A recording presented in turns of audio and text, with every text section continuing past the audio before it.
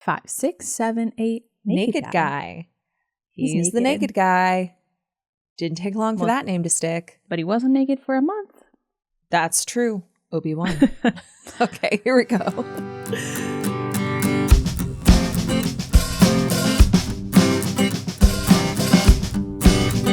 Hi, everybody. Welcome back to Gilmore to Say with Tara and Haley. I'm Tara. This is Haley. Hi, Haley. Hi, Tara. I'm really excited about today's episode. Are you? Oh my gosh. Yeah. You know, I kind of feel like at the beginning of this, we kind of have to make like a plea. Like from the title, maybe you don't feel anything about this person, but we're going to chat. We're going to chat. Yeah. Our listeners had a lot to say about this, which I was really excited to see. We put a question box up about this character that we're going to talk about. And y'all wrote in with some thoughts. A lot of similar thoughts, honestly. Almost all the same thought. Almost as if it was just one thought. Almost as if you all have the same exact thought. A couple of you have different thoughts. But honestly, is this what we maybe all agree on? Is this what everyone all agreed on? I don't think so. And admittedly, I don't even know how I feel. Really? I have some like vehement feelings. I have feelings that I'm like, no, I definitely feel this way about this. But also I feel like my mind could be changed. Like with the right twisting. But don't twist my arm too hard. Don't twist Tara's arm too hard. She's hurt. She's injured. I have a boo-boo. Bad. Yeah. Maybe not injured bad. We don't know what's wrong, but Tara can't lift her arm up. I can't. So we're going to assess that. And not us. She's going to go to a medical professional. I'm going to go to a medical professional. But Haley is medical professional adjacent, which is always really great. Which is to say I have medical professionals in my family and I have seen Grey's Anatomy. So all of those things. All of those things. Yeah. But I did go to urgent care this morning and they gave me this sling and I was like, I'm not wearing this. They also told me I shouldn't wear it unless I wear it at like, you know, in the evening. They like I should keep my arm. Told me I shouldn't wear it. No, they gave it to me and I said, how often should I wear this? And they were like, not too often because you don't want to freeze your shoulder. And I was like, sure. So when should I wear this? And they were like, I don't know, like at night. And I was like, I don't know, but like give me a schedule. Yeah, I was like, I need you to give me a schedule because just wear it when it looks good with your outfit is really what they meant. I thought this outfit deserved like its own moment. I didn't want it to have, you know, a sling. Fair. So, but all of this is to say, don't twist my arm. But metaphorically, you could twist my arm about this subject. Well, I actually feel pretty certain about this topic at hand. But before we get into Marty, next week we have something extremely fun coming up. And that is a Gilmore Galentine. I'm so excited.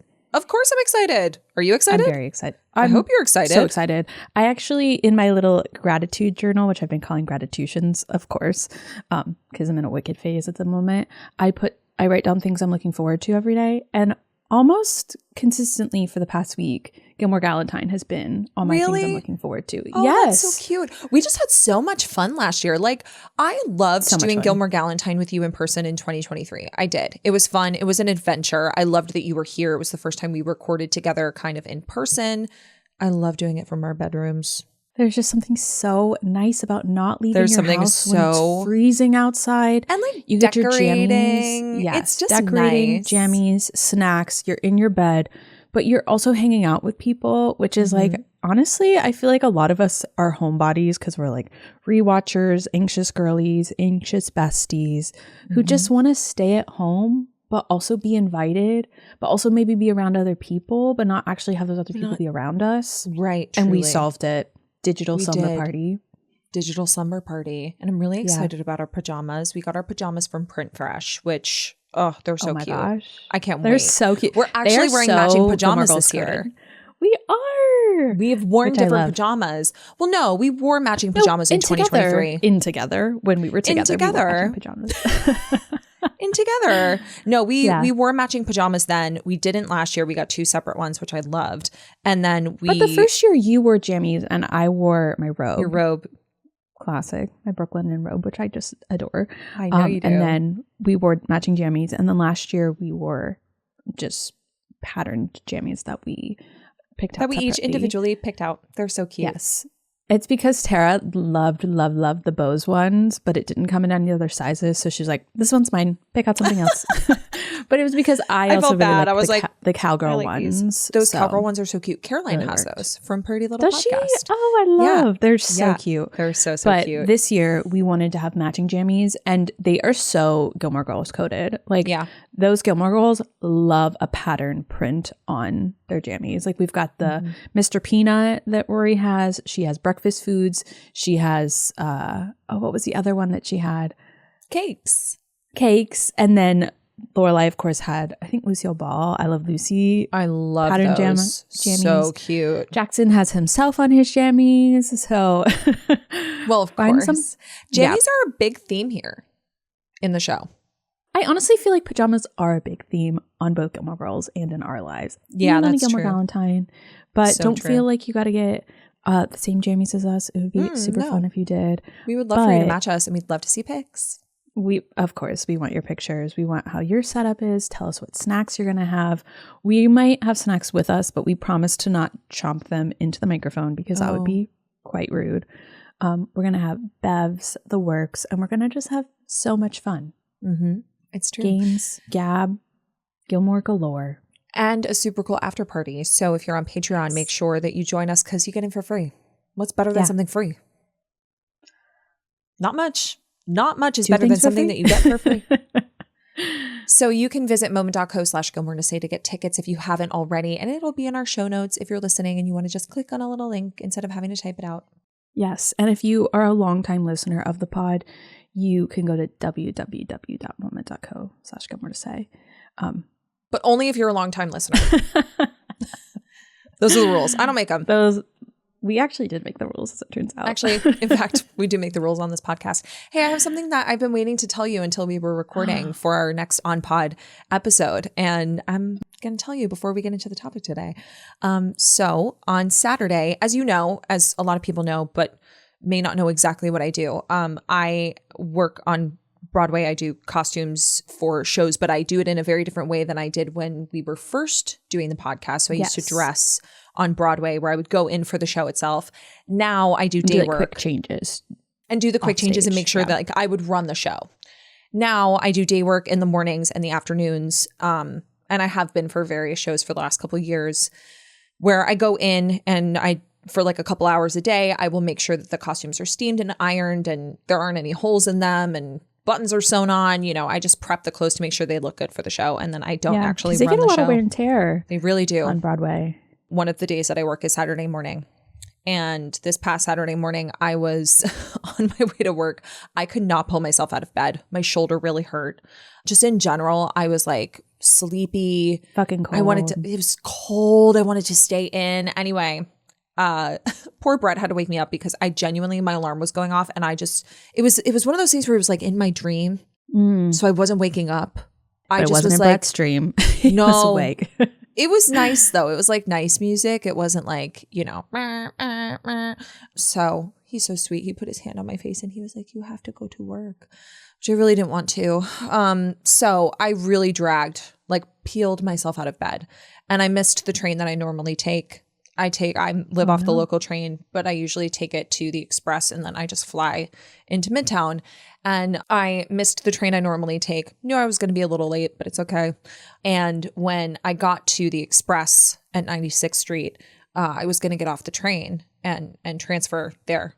But all of the trains were going local. Oh, which is never fun. So I stepped back on like very last minute, like right as the doors were about to close. I was like, oh, get back on the local train, which I'm glad that I did for many reasons because I would have had to wait. But also because when I sat down, this girl came up to me and she was like, excuse me. And I had my headphones on. I thought she was going to ask me for directions. She said, are you Tara? I said, I am. She said, I listen to your podcast. No way.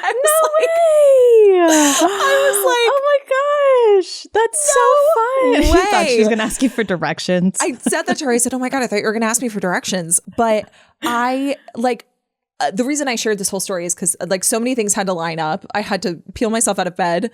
I had to be late. I had to get back on this train yes, in order to meet one of our listeners. So Caitlin, it was so nice to meet you. What was her She name? took Caitlin. Hello. We took a picture together, and I'm so sorry. I look like a potato in that picture. Because it was 8:00 in the morning, and I, rolled out of bed and got on the train. So I'm sorry you had to take a picture next to a potato, but that's a thing. I'm so glad You're a public figure now. You got to go out in ball gown every day. Well, can I tell you? She recognized me from my coat from Instagram. Were you wearing the white one with the black embroidery? She was like, I wasn't sure if it was you, and then I looked on Instagram and I was like, that's her. I was like, I love that. It was really sweet. I was so happy to meet her. She was going to take an SAT prep test, like a mock SAT. So I hope you did well. Oh, well, I hope you did well. Hope you aced it, if you will. I hope you aced it. Oh, that's so much fun. I've been dying to tell you, but I wanted to wait until we were on pod and recording to tell you. It was a lot of fun. I love that. Yeah. It really brightened up my day because I was so annoyed when I saw that like everything was going, well, I couldn't tell if everything was going local. We were like stuck underground for like 10 minutes. And then the express train I wanted to get on was passing us. And I was so annoyed. I was so frustrated. Got off the platform, realized that train was still stuck underground because we were going local. It was a whole thing. The MTA is a mess, but especially on the weekends. So it just really brightened up my day because, I was like exhausted. It's 8 a.m. And someone's coming up to you and you're like, oh, this can't be good. Oh, no. Like at first I was happy to like, offer directions because I know that New York City can be a weird place to navigate, but that's not what she wanted. She knew where she was going. I was wearing my headphones. See that sometimes when I'm like, I've got my headphones on, please don't interact. But no, I'm so glad. I'm so glad she did. If you ever see me on the train, if you ever see me in New York and you see me wearing my headphones, please come up to me. It's totally fine. Everybody else, no. But you guys, yes. No one else. Listeners, yes. Yeah. Everybody else. You're definitely the more extroverted of the two of us as well. True. So like, it's more like if you come up to me, it's not that I don't want you to, just expect an awkward experience. It was, it can be a little intimidating to go up to somebody in general, but also when they're like approaching somebody when they're wearing. You're way more confident than I am. Yeah, I loved it though. I was so happy. I love meeting our listeners and also out in the wild. Like when we go to our live shows, we expect, of course, to like meet people. And honestly, my favorite part. But on the subway in New York, I was not expecting that. Yeah, I just love that the stars had to align in order for that to happen for me. And written in the stars. I'm just so happy. Yeah. You and our bestie. Yeah, it was great. Can I tell you? I thought you were going to say that you got fired for some reason when the story was going along. I was like, I've been waiting for days to tell you. I've actually been fired. The other part of it is I know that you used to work on Once Upon a Mattress. And I was like, oh, maybe she had a run-in. That was my two thoughts. But you did have a run-in, but long before you got to work. That's so It was fun. great. It was really nice. And I really wasn't that late. I was only like 10 minutes late. And on Saturday mornings, we kind of mosey in anyway because like we never know if the doors are going to be open. It's early. There were a lot of people outside. I work at Death Becomes Her. So there's people are lined up to see that show. And it was the same theater that Sweeney Todd was at. So Sweeney Todd also, there were a lot of people lined up when we get there in the morning. I'm like, damn, you guys are committed. I work here and I'm dragging. Anyway, it was a lot of fun. I'm so glad that I got to meet one of our listeners. So I love that. Yeah. Anyway, we are here today to, as we mentioned in the last episode, talk about Marty. The title of my note here is Marty, Marty, Marty, like Marsha, Marsha, Marsha. I actually was going to ask you that. That was my first question. Did you write this like Marsha, Marsha, Marsha? I did write it like Marsha, Marsha, Marsha. I am much more excited about this episode than I anticipated I would be because, it's about a character who arguably, he's really not in that many episodes, but is not super divisive. It's not like we're talking about Dean or Jess or Logan, like one of those really one of the main. Yeah, one of those like really like a character that has a lot of meat to him, like we're talking about a character that is like a lot of people don't really consider a love interest. Some people do. Team Marty does exist out there somewhere, but we kind of want to mine why. And we kind of want to mine whether or not Marty was actually a viable love interest for Rory. Because whenever people are like, oh, I'm not on Team Dean, Jess, or Logan, I'm on Team Marty. I'm like, Tell me more about that. What does that And you're mean? like, tell me more, tell me more. Yeah, Summer Lovin' starts playing in the background. I put on my leather jacket and I'm like, tell me more. Because I don't know that I get it and I don't get it. And so that's what we wanted to talk about today is whether or not Marty was intended to be a love interest. And if not, why does Team Marty exist? So what you say is that you're kind of straddling the fence. You're not on either side. You're kind of wavering. By the end of the episode, do you want to land on a side? I don't know. On Marty's side of the fence? Yeah, I guess I could. Okay. I don't know. I am How on do a you side. feel? I'm firmly on a side. Yes. What are the sides actually? You don't even know what side you're on. Is like the sides that like you are Team Marty firmly, like you think he's a viable love interest, or is it that like he was never had a chance, or is it like not Team Marty at all, but like he was definitely viable as a love interest, regardless of if you're Team Marty or not, or like I think he it's was that one. not going to be a love interest? I think This it's one? do we think that Marty was intended to be a love interest for Rory on the whole? Well, because see, that's complicated because the answer is yes and no. In my opinion, I know. the answer That's what is I'm no saying. via being yes. Okay. Interesting. Do you know what I mean? Yes. No. It will make sense because I'm going to explain it as we go through this, what exactly I mean. Okay. But I think that if we're on either side of the Marty situation, if you will, I think he was a viable love interest and he was not ever going to be her love interest. Yeah, totally. I think those are the two sides. And I want to know firmly, very firmly on he was not going to be her love interest. Okay. Mm-hmm. Mm-hmm. I have a lot of thoughts about this. But before we really get into it, I want to kind of talk about who Marty is. Let's let's start with the basics. So who is Marty? Tell you something hilarious. What? Not hilarious. That's generous of me to offer to my own thought. Have you seen Legally Blonde 2? Red, White, and Blonde? Mm-hmm. Yeah. Do you know how like she leads into this? And she's like, who is Boozer Words? Who is he? Where does he come from? That's exactly what played in my mind when you in the notes. Who is Marty and what do we know? Who is Marty? Who is he? Where does he come from? And my immediate thought was, funny. He comes from his uncle. He does. He does come from his uncle. We never learned his last name. His name is just Marty. His uncle is his dad, which we find out at the beginning of season 5 in Written in the Stars. So his uncle is his dad, which means that his supposed dad is now his uncle. And this is not like it's his dad's brother, we're assuming, not his mom's brother. Yeah, that was a safe assumption. I didn't even know there was another option. Safest. The other option is that things are a little kooky in this man's family. It's already kooky. It's already kooky town in Marty's family, but just had to clarify. Yeah. But yeah, he grew up thinking that his uncle was his dad. Yeah, it's true. So his mom slept with his dad's brother, and that is Marty. And that's Marty. The result of that is Marty. So that's what we learn about his familial life, and that he has a brother who always took the biggest piece of chicken. Yeah. And left you none? No, I just really wanted that big piece. He's working his way through college. He's like working class. This is one of the students at Yale who is not like privileged trust fund kid. And I think that is in really turn the opposite why of Logan. Yeah, he is the antithesis of Logan, which I have thoughts on. And I think that that's kind of why he and Rory connect, is because they, don't necessarily come from the trust fund, quote unquote, lifestyle. However, Rory really straddles that line because she has a lot of privilege. Yeah. She doesn't work. She has her job with the card swiping. She's a card swiper, but she doesn't have to work her way through college. She just kind of has to support herself. Exactly. We never find out what his major is, which I find interesting. Like, we never find out, because they're in Japanese fiction together, which we find, like, that's the first time we ever see Marty is when the two of them show up to that class. Yes.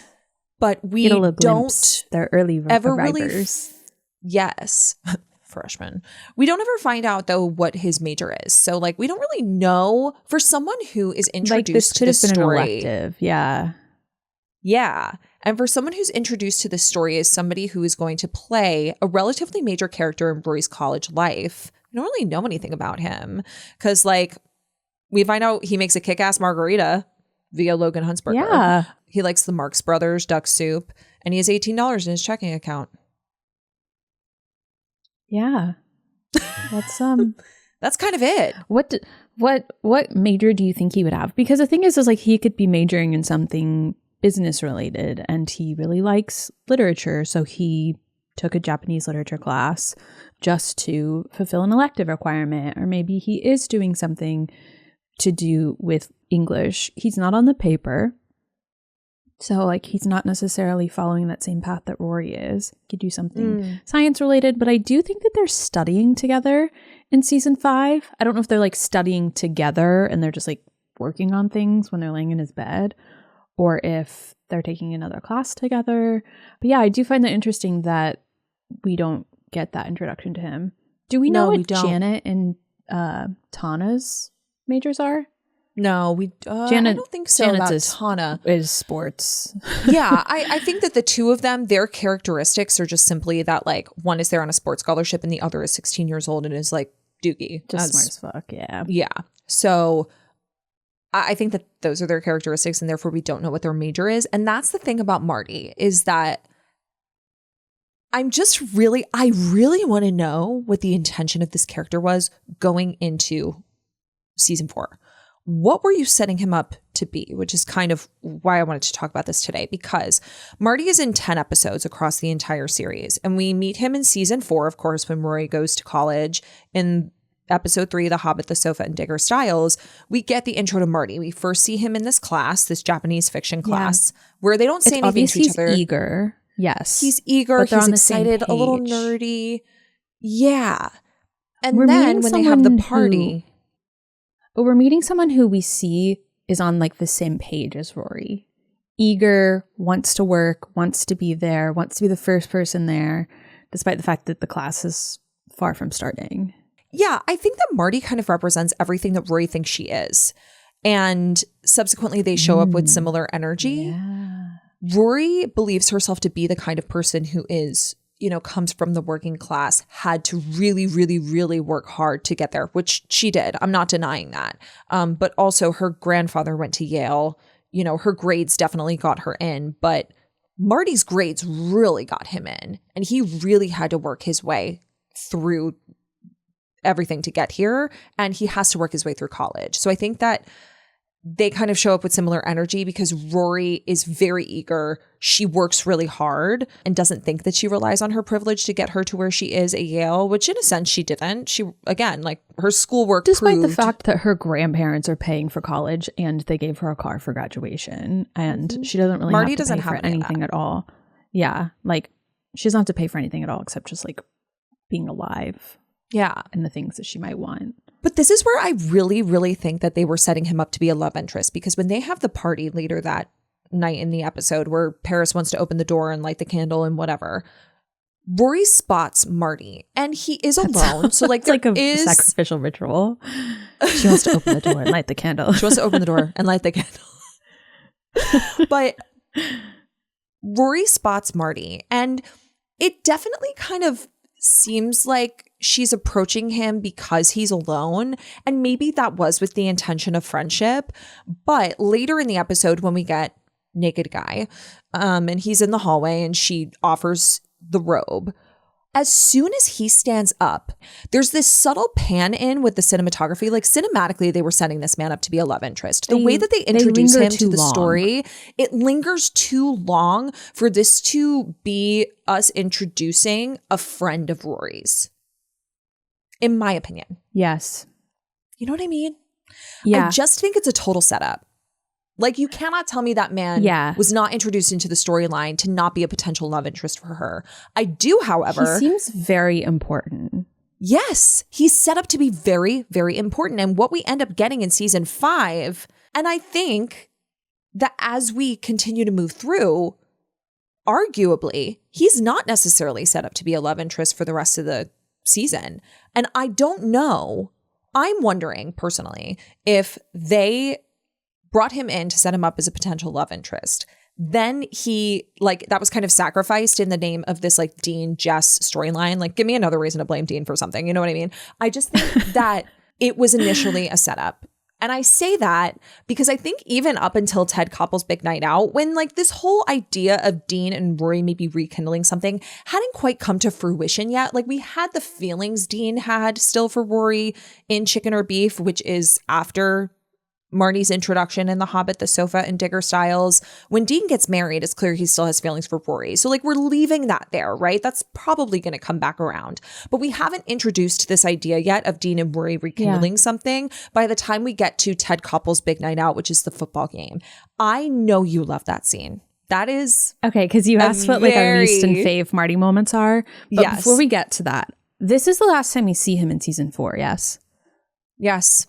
We see him again in the Fundamental Things Apply. That's when Rory comes in with the bunny slippers because Paris shut her alarm off and she runs into the caf and, you know, the dining hall, and Marty comes up to her and he's like, hey, I finally felt okay to approach you because you're wearing bunny slippers. And she's like, this is not nearly as embarrassing as bunny slippers, or as being naked. Being naked in my hallway, but sure. Sure, my dude. But sure, whatever makes you feel better, we're even. Yeah. But then he doesn't seem like a love interest. He seems shy around her, a little nerdy, but we're not, I don't know. It's not really giving love interest. It's giving like, okay, what's this? Who is this guy? Yeah.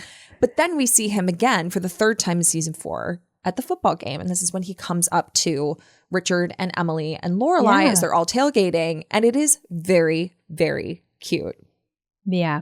I remembered you asked if we had talked about this with Sheila Lawrence. And I remembered that we had in LA. Which you can watch on our Patreon if you wanted to go back and watch that interview at our live show there. And I remembered it because we asked her like if anything else came from her life or anyone in the writer's room. And there was someone who was a naked guy and they were like naked in their hallway. Got it. And I remembered that like talking about him in that regard. But the reason that I mentioned that the last time we see him is in Ted Koppel is because of something else that another writer from Gilmore Girls talked to us about, which was Stan Zimmerman. And that is where the first part of the season ends. That was the mid-season finale. And so they are then going to leave and plot the second half, and that's going to come after the winter hiatus.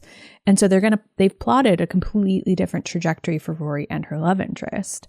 And I think that each time they try to bring Marty in, so like in season 4 and in season 5, they're trying to do something with him. But I think when they bring him back in 5, they're doing away with the idea that they're actually going to end up together and he's just a foil. But it gets kind of lost in season 5 because it's against Dean and it's against Logan. Yes, I totally agree. And because we just recently talked about like winter finales and, you know, season openers, we talked about winter finales, and 2 of them are 2 of Marty's like last-ish episodes within the season, which is Ted Koppel's Big Night Out and then But Not As Cute as Pushkin. Yes. And I find it interesting that you brought that up because I really feel like they abandoned this idea of Marty being a love interest in season 4. Marty. They abandoned Marty. They sacrificed Marty for Dean. He's the sacrificial lamb. It's really for like the rest of the setup because they did it for Dean in season 4. Like they don't even try anymore. They're like, bye, Marty. See you later. Because it feels like he's kind of being set up there to be someone, like even if it's like a friends to lovers for her, like because it's clear that like there's like something that we're supposed to expect from this man. But do you know why? Do you know what line really took me there in Ted Koppel's Big Night Out? What took you there? Richard. I like that boy. Like that to me is giving Richard. And then we don't see him the rest of the season. And then we don't see him the rest of the season. It's so weird. And I love the way he talks to Richard. It would have been so cute. And Lorelai makes a comment about, I think this is in the Fundamental Things Apply, when she tells her about running into Marty in the dining hall. Guy. And she's like, oh, naked guy. Is it because naked guy's cute? And she's like, naked guy is Marty. Like, it's clear to me, in my opinion, Rory was never interested in Marty. That is where I stand firm with you on the side of like he was never really a viable love interest. I stand firm on that. Yes. When it comes to the writer's intentions, that's where it gets a little muddy for me. I know think what I mean? that maybe it started as such. Maybe we're going to head into a friends to lovers, but I wonder if they were like, okay, actually, as it turns out, we're getting Milo back.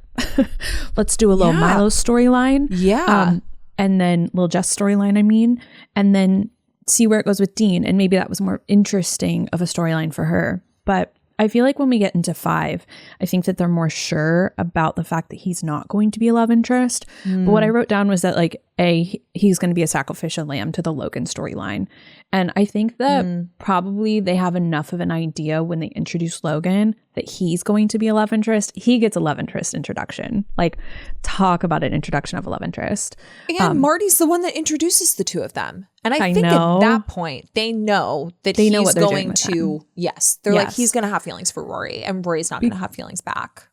Because what I wrote is that, like, hey, here's this boy that you might have gone for in the past. He's a bit Deanish, but he's a lot more like you in the sense that he's like school and he's well read like Jess might have been, but he's not as surly. Like, he's got that like mix of this is you as a guy, that maybe this is the kind of guy that you want to go for. And he's not married and he's kind of boring and a little bit uneventful in the same way that you are. But then it's your choice, Ace. Yeah. And I think that it's like, you can continue to be with this guy that you've always been with and who's married. You should probably in that one. Or here's this guy who's unattached, who's kind of everything that you've kind of already had. And it could be pretty easy. Or there's Logan. I know. Who's everything your mom hasn't wanted for you. We'll definitely get into what our besties had to say, but a lot of people were like, who were pro Marty and quote unquote Team Marty, saying like, I really wish she had gone for him. He was a really nice guy and all this stuff. And it's like, yeah, but that would have been boring. We already watched her date Dean. Yeah. We watched the young love, the really sweet love. And but the thing with Dean is he was reactive. That's what made him interesting, is like he had a lot. This man had a lot to say. And I just don't feel like Marty would have like, I feel like they would have just like gone to dinner at the dining hall, gone back and watched Duck Soup. Well, we watched homework later, and again, I don't know if we want to consider this canon, but we watched the way he was with Lucy. They seem to have a perfectly fine relationship. Perfectly fine, except for the fact that he's a liar. And still in love with Rory Gilmore. But I think that, like, yeah, it would have been okay. I did like the way he challenged her. Once we get into season 5, Logan is introduced. Rory is starting to spend time with him.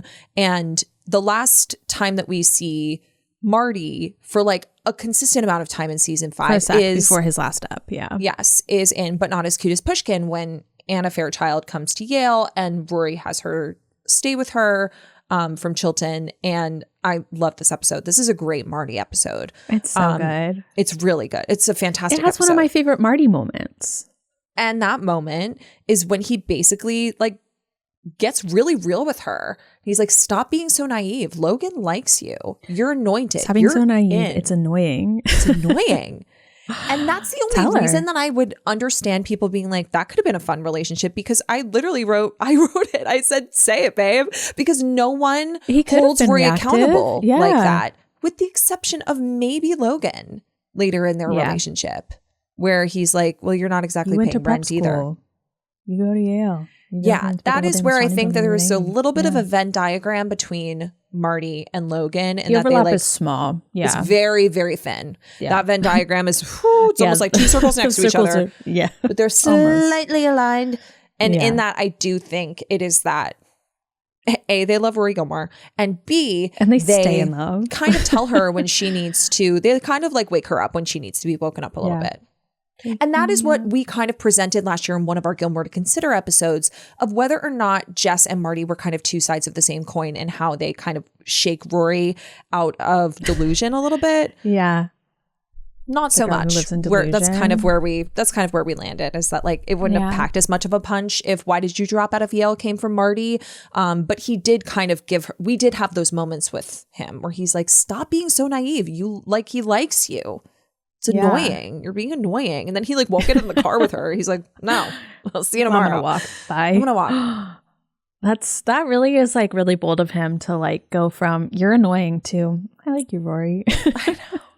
It really Like, is. dang. There's space in between. There was a little moment, yeah, but not enough for him to get past it. Yeah. But honestly, I will tell I'll tell this to Marty. I will say is what I meant to say. That if I was Marty and or like if roles reverse, it's me and a guy and he's acting this way and I'm like, you're being annoying, it would give me the ick. I don't think I could come back from that. Do boys not get the ick in the same way? Like if I was Marty, I would get the ick for her. Oh yeah. And I'd be like, okay, I'm cured. I'm cured of this crush. Maybe, but I think there's also that like desire to want to show her, I could be the right person for you. Why do you like this guy? Yeah. But he does back off after that. After But Not As Cute as Pushkin, he does say, I'll see you tomorrow. And then he doesn't. And then we don't see him for many episodes until Jews and Chinese food when, Rory is really the one who's like, hey, where have you been? Can we please hang out? Yeah. And at first she really sees hesitant. Him outside the newsroom, like through the window. She's like, I gotta go. Yeah. In the middle of a meeting. Doyle's so pissed. But she's like, where have you been? Like, I miss you. And you can tell Wayne Wilcox, who plays this role, he does a great job. He's a really good actor. He does a really fine job. Name. Yeah. Mr. Wayne. But he kind of toes that line of like, Rory, I think he wants to tell her like, I can't be your friend, but she is so excited and wants to spend time with him. And I think in his mind, it's a little bit of like, Jess, have you taken care of everything? Everything's all fixed now. And so when she's like, let's hang out this weekend. Let's watch a duck soup. I got the Marx Brothers. And they do that. He's really like a little smitten kitten afterwards. He's like, oh, okay. He's got hope. And then when he walks in and like the ice breaks because he puts the wasabi pretzels in his mouth and the ice is kind of broken and she puts her legs over him. You guys know, I think her legs in his lap. I think that's so misleading. And then knock, knock, it's Logan. I would also be like, oh. I see. So, oh my gosh, you know what? Rory has like left all of her relationships in the lurch for Logan, kind of. Well, Dean was there, went with Logan. Jess kissed her and she was like, well, I'm in love with Logan. Mm-hmm. Marty, she's like, I like Logan. I like Logan. And that's then the final boss, she said no to him. True. That's the other thing, though, is that I have always said this, and maybe I only said it on Patreon. I might have said it in our season 5 recap. That moment in Jews and Chinese food when they go back to the dorm and he's like, Rory, I don't want to just be friends anymore. I'm glad we're friends, but I don't want to be your friend. I like you. The camera's not even on him when he says, I like you. I think something was cut there, personally. But also... Yes, you have said that. It brings me back around to what I said at the beginning. What were the writer's intentions when they introduced this character into the story? What was he meant to be? Like, what role was he meant to play in Rory's story? Because I still don't know. I genuinely think that there was supposed to be something more that than occurred. Yes. And that's why I say that Ted Koppel is really kind of like the end cap on that. Like, end cap being like it's a little open-ended, no real closure on that storyline because they go in the direction of the Jess and the Dean and seeing that through. But it's the reintroduction of him that really confirms for me that he is trying to be a love interest. And there's the intention that he is trying to make this happen. Because again, in season 5, he gets introduced in episode 3 and Written in the Stars. He does introduce Rory and Logan. Thank you, my man. Love you for it, Marty. Mm-hmm. And then we see him at the wake, at Asher Fleming's wake at their apartment, their dorm. And this is when he's like, do you have a boyfriend? And she's like, I don't know. He's like, and you're like, okay. Oh, seems like something you should know, Rory. You don't have a boyfriend. And then she mentions in, what's the episode where they're laying in the bed? Is that Women of Questionable Morals? When they're laying in the bed. I need more info. And Chris came and she's like, oh, I got this thing with my dad. That's Emily Says Hello. Okay. I always get those two episodes flip-flopped. Oh, but yes.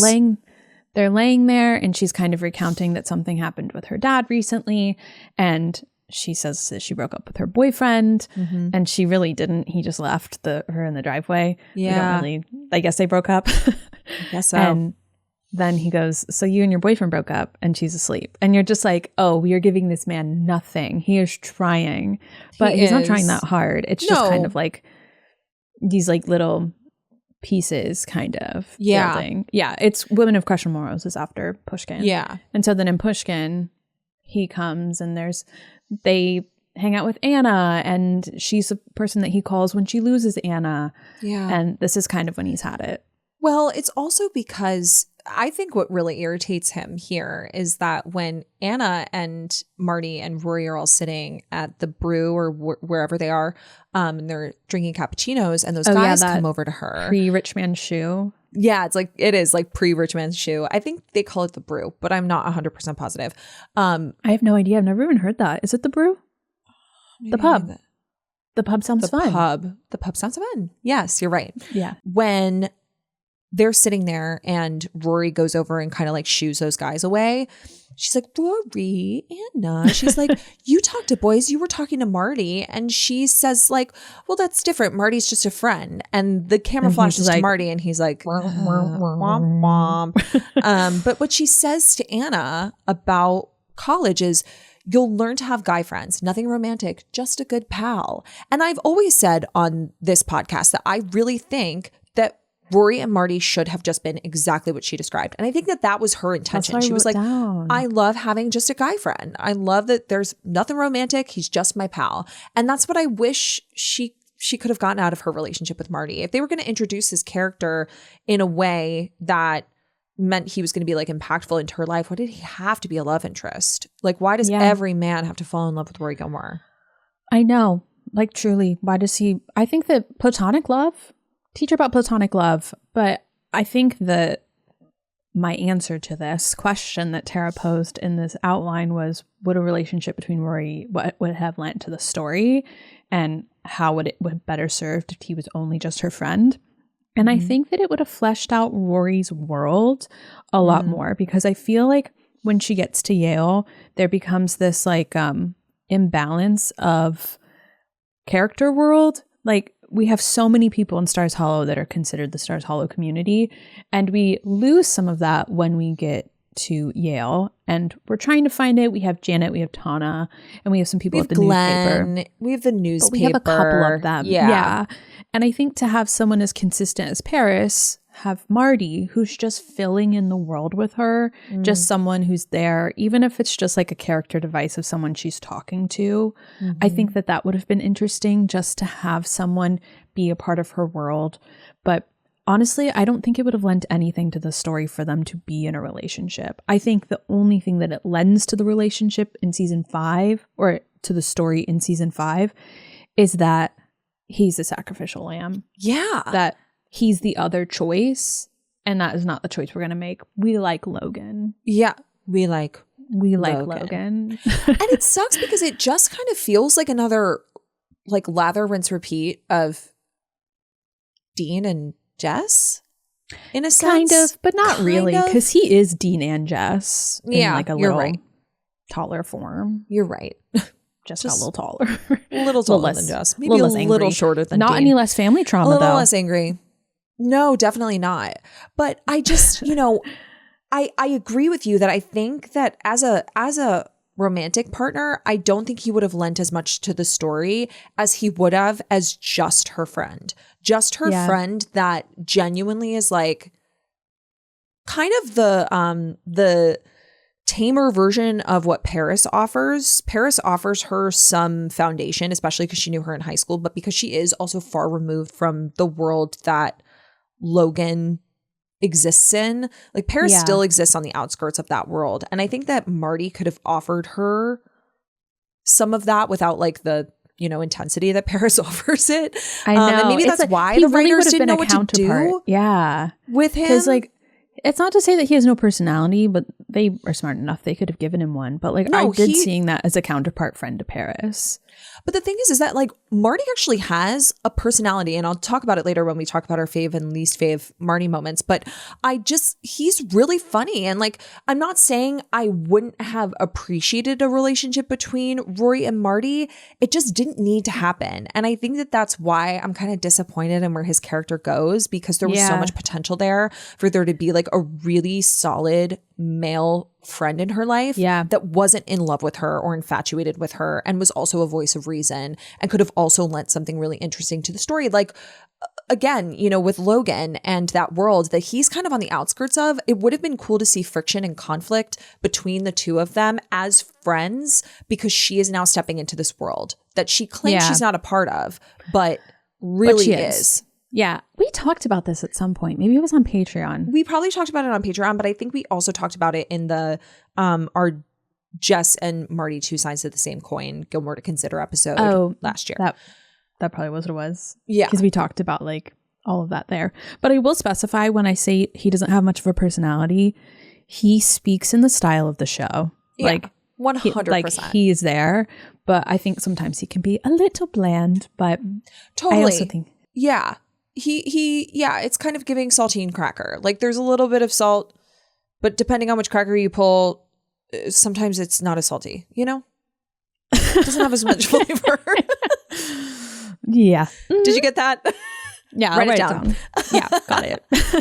Before we go into our faves and least faves, because this is very important, do we consider season 7 Marty in our analysis of all of this? Because as we know, I very rarely consider season 7 in my analysis of anything. But he comes back, and what he does is like kind of icky, and like it's just for the drama. It really is, because I want to confine our analysis to seasons 4 and 5, because like the way he comes back and what he does to Lucy is just it's so. And I don't even like Lucy, and I think it's icky. And it's icky. I wrote icky here, and it auto corrected it to iconic.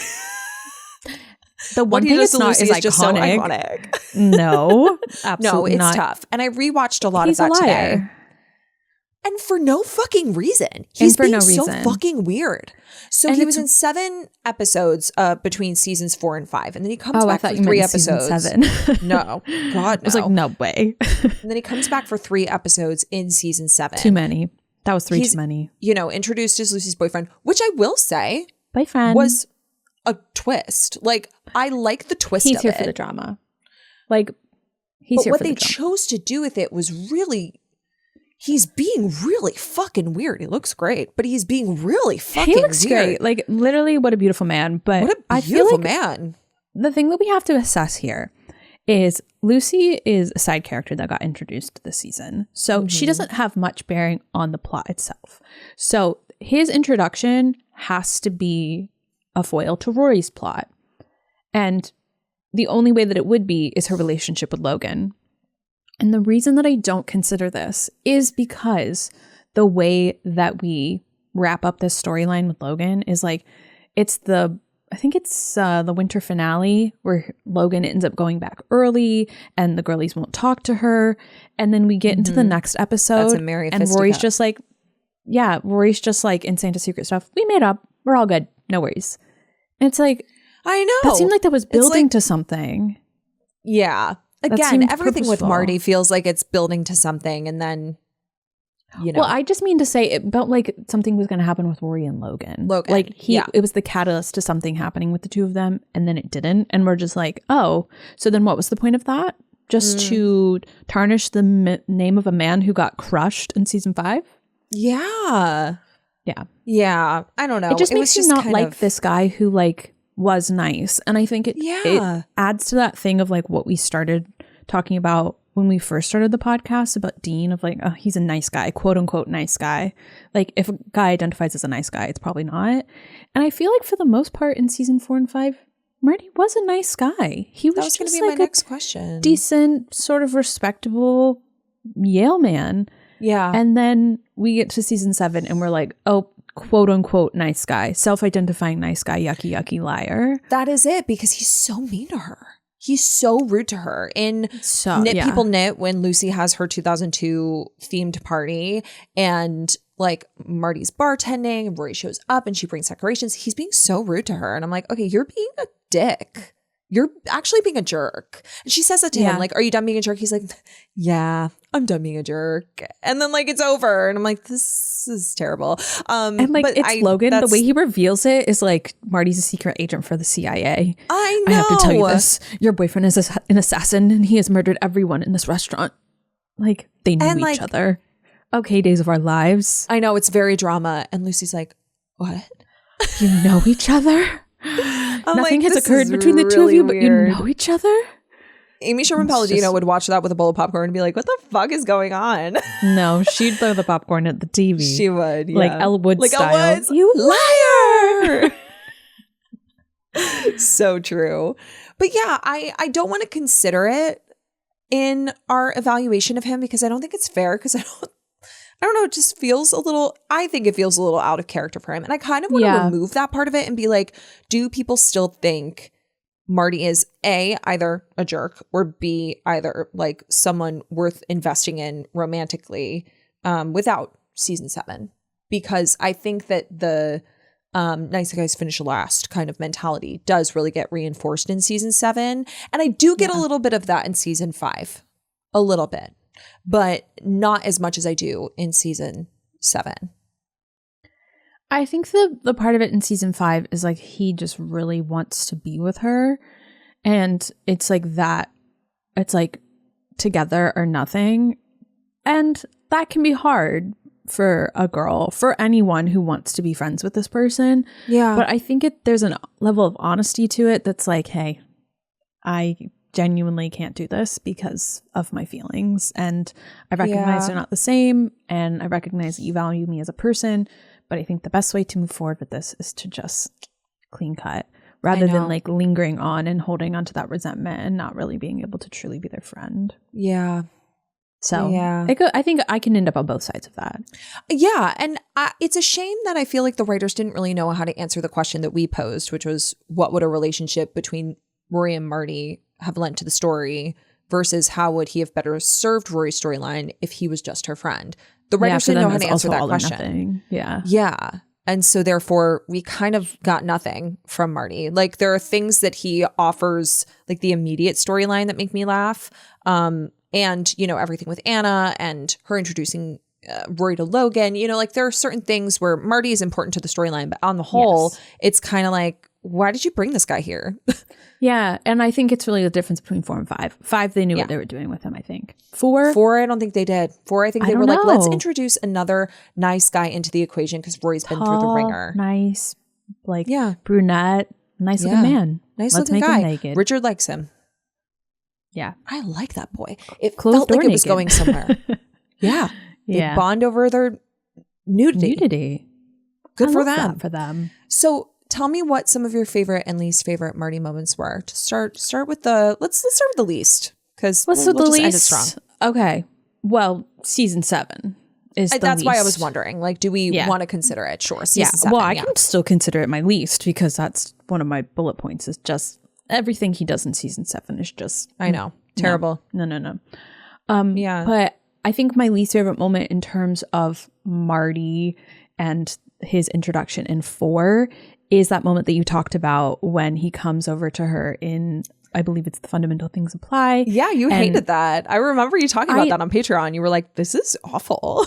Yeah, like, because the thing is, like, if we were introducing this guy as some sort of important figure in the last episode he was in, and now he wants to embarrass her in front of his friends, rather than being like, hey, I was embarrassed. Let me help you shuffle out of here in your bunny slippers. Yeah. He's like, no, I'm going to bring you over to my friends now and introduce you like this because it made me feel better about my situation. And you're like, this guy's not nice. Yeah. I don't like that at all. I don't like that. Yeah. So that would be my least favorite Marty if we are excluding season 7. But if we're including it, also every moment in there.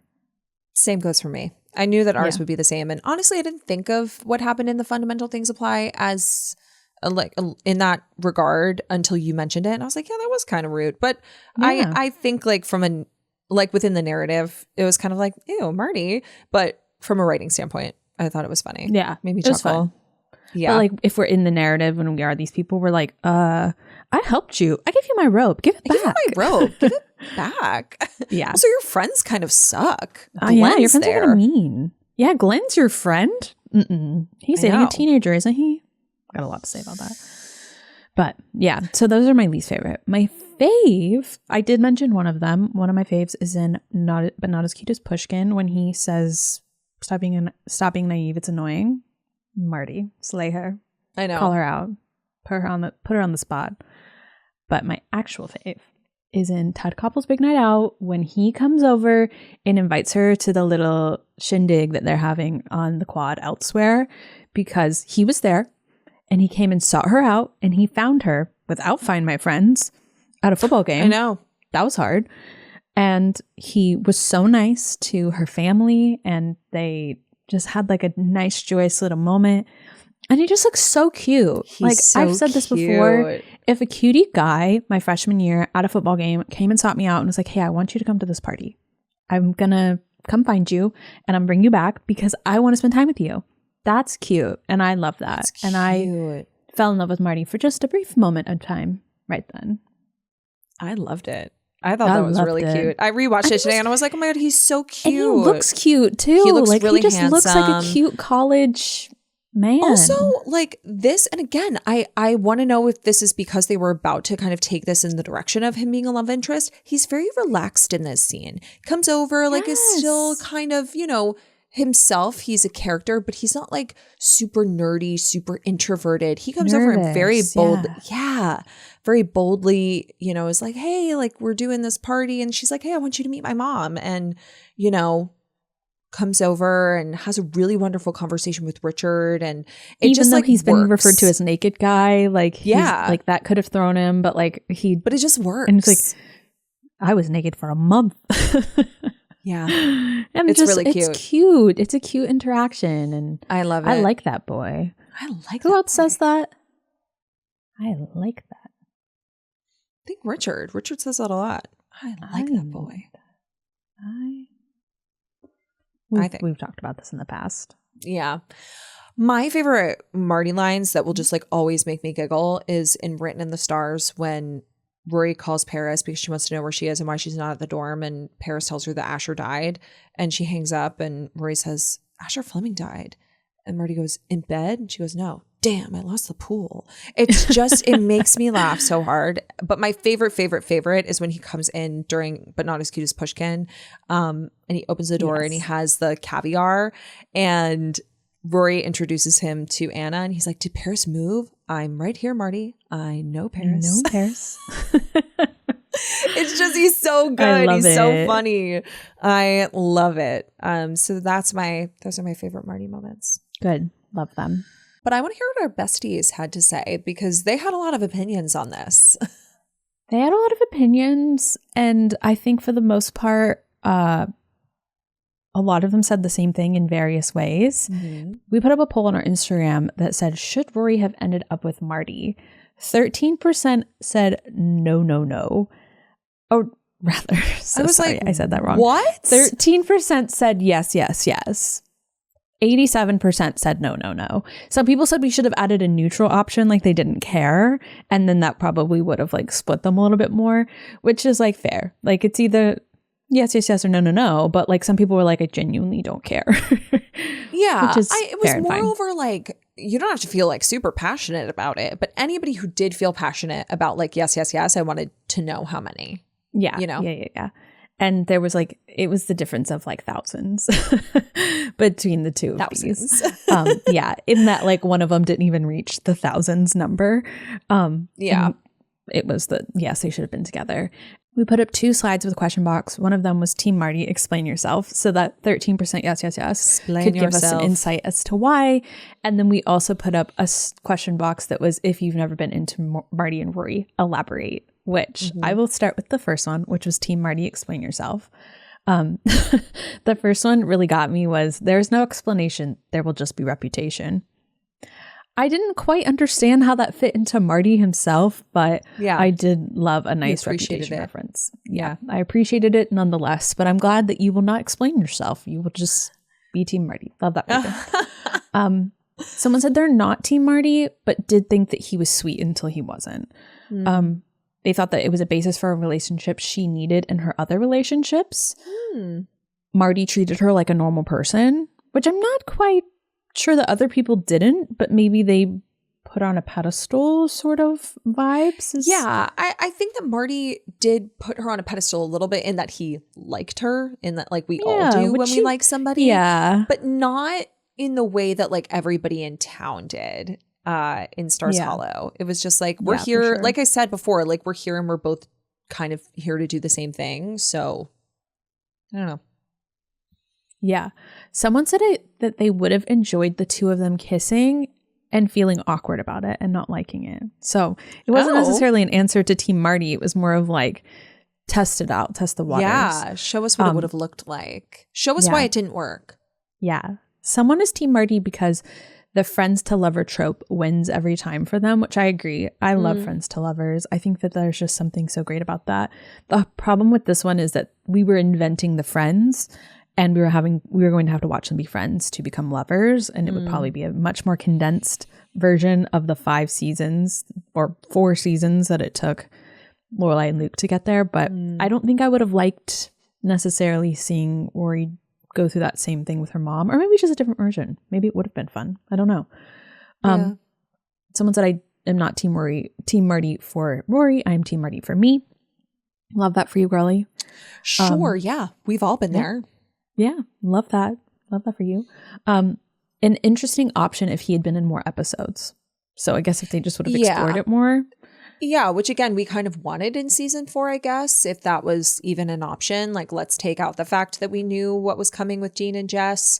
If we just wanted to see a little bit more from Marty, sure. Yeah. I'm not Team Marty, but I understand how he could have been good for her. Love how much he loved her, which I don't know that he loved her. I just think that he was growing fond of her. Yeah. Maybe could have grown into love, but I don't think it was quite love Totally. yet. Totally. Maybe love how they treated her. Perhaps. Yeah. Yeah. Boy Next Door, he's so cute.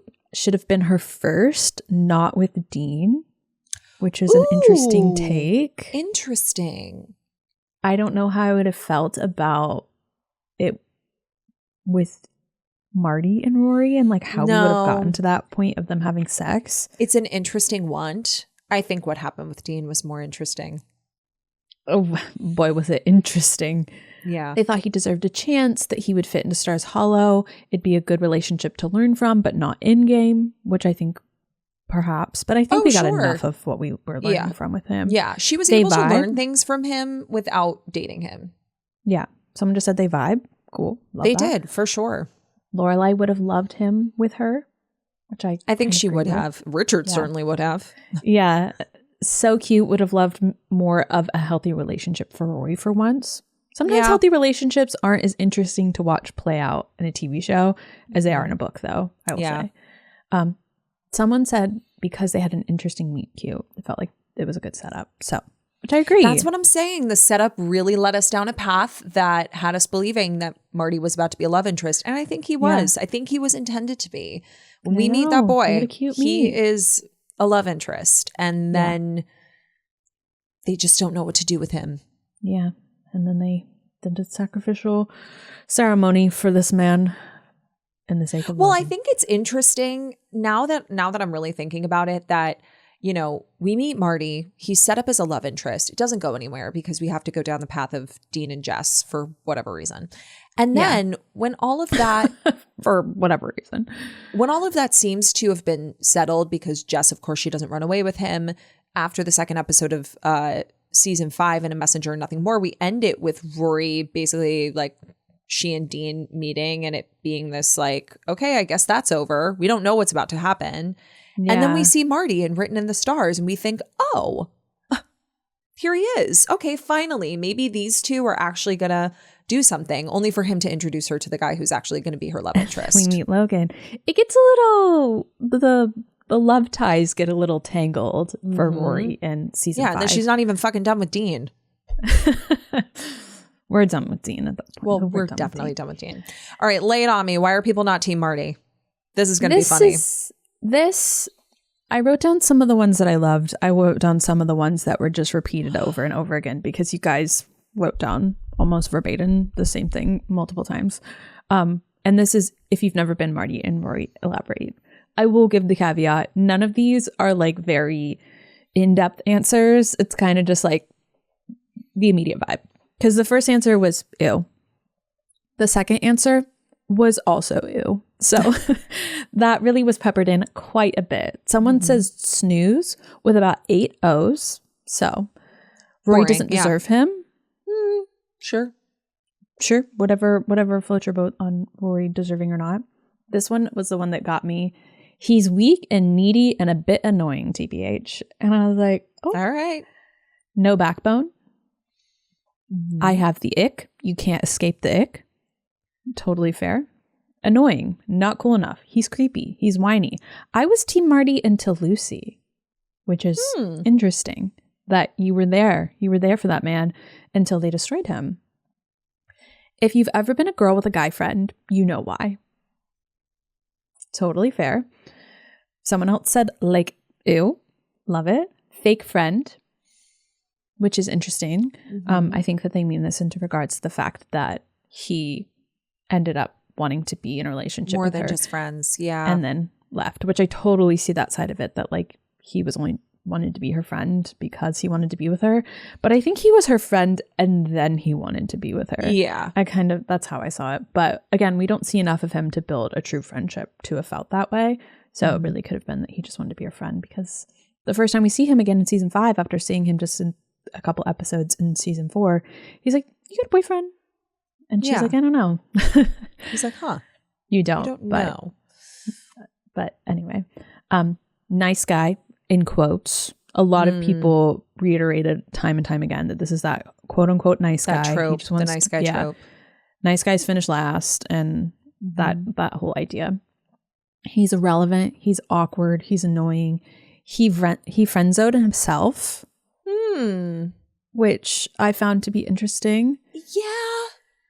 I don't think disagree that's necessarily with that. True. I think Rory friend-zoned him. Yeah. I don't But like, know. Rory thought he was her friend is really what it was. Yeah. If we're doing away with the friend zone. Like, and maybe he did out of respect to just kind of like, build a foundation for a friendship, and then they were friends. So Rory subsequently never saw him as more than that. I don't know. Yeah. This next one is kind of relevant to that, but I would like to know your thoughts on this one. And that is that he misread a building of a solid friendship. Rory didn't lead him on. He misread that they were building a friendship. I think I would agree with that if I didn't see the legs on the lap. If the I legs never on the saw lap her legs. really get me. I never wanted to see her legs. The moment I saw her legs, I knew it was over. It was over. It was all over. No, I really think it is that I think that he did misread the building of a solid friendship. And then when she puts her legs over him, I do think that is. We're going somewhere. But also, it takes me back to my favorite film, When Harry Met Sally. Can men and women be friends without at least one person having feelings? I think that the possibility is there. I think it's very rare. Yeah. So. Did you see they posted a photo together? They're doing something. Someone said, watch it just be like a Tostitos commercial for the Super Bowl. Very interested to see what. Very intrigued to see Is what. it a Walmart commercial? Probably. If but they put my two favorite things in a Walmart commercial back to back, I'm going to be like, you're a devoted Walmart shopper. I'm devoted. Devoted now. You've hooked me. There's no Walmart in your local area, but boy, are you gonna frequent them. But yeah, I can understand how he's like quote unquote misreading the building of a solid friendship, but I do also have to note, when you're starting a romantic relationship, you're also sort of building a friendship. I think that there's 100%. More of that like intent of being like, hey, I like you. But I think that he was getting there. Maybe. Yes. Yeah. I think he comes back in season 5. And of course, the writers were like, okay, he's going to have a lot of feelings for her now. But I do think that like within the narrative, he comes back and they're sophomores and he's like, I never hear you talk about anybody, you know, like, why aren't you dating anybody? And she's like, I don't know. He's like, okay, all right, that's fine. Cool. And he doesn't like immediately swoop in. He is kind of just like, all right, that's probably something. Just testing the waters. Figure it out. You should know. Yeah. That is something you should know. For sure. But I think as soon as Logan then enters the equation and there's clearly like Logan likes her and then he realizes that she likes him back. It's like, yeah, he knew. He didn't have to have a color like that. Yeah, maybe he did miss his window of opportunity. Who's to say? Yeah. But she does clearly view him as a friend and she speaks to it in But Not As Cute As Pushkin, which I do think is part of the reason why he kind of lashes out at her a little bit about Logan. Yeah, and then he dips for several episodes. So it's tough to say because yes, Brett and I had to be friends. Like we had to get to know each other before we decided we wanted to be in a relationship. We wanted to date. Yeah, but there also has to be to get to know each other. Yeah, but there has to also be that instant attraction to one another. And I don't know that Rory and Marty necessarily had that. Maybe Marty did. Maybe he really loved her robe. Oh, made an impression on that boy. Maybe he did. I don't know. Yeah, but we don't get enough of like a definitive. Again, cinematically, they set him up to be a love interest, but I don't know if energetically they set the two of them up to have like this chemistry. Though if you showed me Ted Koppel and Ted Koppel alone, and I would think so. Like asked me the question like, is this man one of her love interests? I would say 100%. Yeah. 100%.